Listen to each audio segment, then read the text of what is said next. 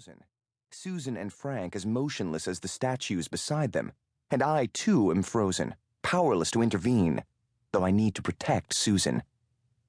Then I see that she has become aware of Bellarosa's presence, but she does not react. I don't understand this. She should not be standing naked in front of this man. I'm angry at her, and at him, and a stream of rage races through my mind, but I can't put this rage into words or sounds. As I stare at Susan, she turns her back to the pool, and to Bellarosa, and I think she is going to leave.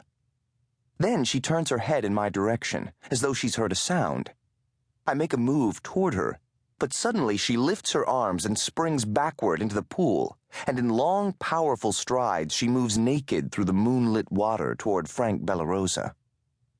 I look at him, and I see that he is now naked, standing with his arms folded across his chest. He is a large, powerfully built man, and in the moonlight he appears as imposing and menacing as the naked stone god beside him. I want to shout out to Susan, to warn her to come back, but something tells me to stay silent, to see what happens. Susan reaches the far end of the pool and lifts herself into the water-filled seashell, where she stands near the towering statue of Neptune.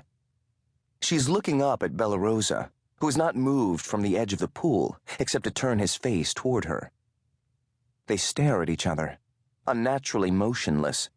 Then Bellarosa steps into the shallow water of the seashell, where he stands in front of Susan. They are speaking, but all I can hear is the rushing sound of the spouting water. I am enraged at this scene, but I still can't believe that Susan wants to be there, and I wait for her to dive back into the pool and swim away from him. Yet the longer she remains standing naked in front of him, the more I realize that she has come here to meet him. As I let go of any hope that Susan will dive back into the pool and swim away, she kneels into the shallow water, then moves her face into Bellarosa's groin and takes him into her mouth. Her hands grasp his buttocks and pull him closer to her face. I close my eyes, and when I open them again, Susan is lying on her back in the scalloped seashell. Her legs are spread wide, and they dangle over the edge of the waterfall, and Bellarosa is now standing in the reflecting pool, and he buries his face between her thighs.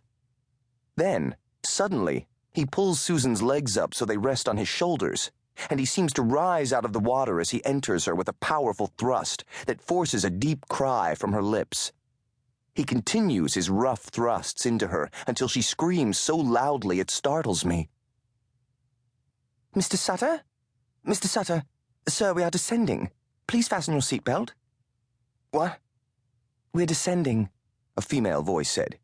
"You need to fasten your seatbelt and put your seat in the full upright position." "Oh." I adjusted my seat and fastened my seatbelt, noticing that Little John was also in the full upright position. My goodness, that's embarrassing. What brought that on? Then I remembered my dream. I never asked Susan how, when, and where she began her affair with Frank Bellarosa. This is not the sort of information one needs to hear in any detail, but it was something that remained missing from what I did know. My shrink, if I had one, would say that my dream was an unconscious attempt to fill in this lacuna, the missing piece of the affair. Not that it mattered a decade after I divorced her. In legal terms, I charged adultery, and she admitted to it. The state did not require any juicy details or explicit testimony, so neither should I. The British Airways flight from London to New York crossed over the Long Island Sound, descending toward John F. Kennedy International Airport. It was a sunny day, a little after 4 p.m., Monday, May 27th, and I remembered that today was Memorial Day in America.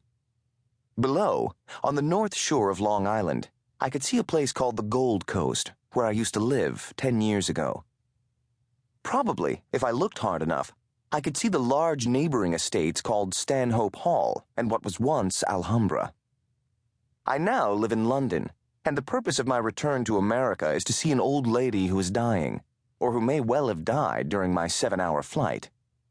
If so, I'd be in time for the funeral, where I'd see Susan Stanhope Sutter. The presence of death in the coffin should compel us into some profound thoughts about the shortness of life.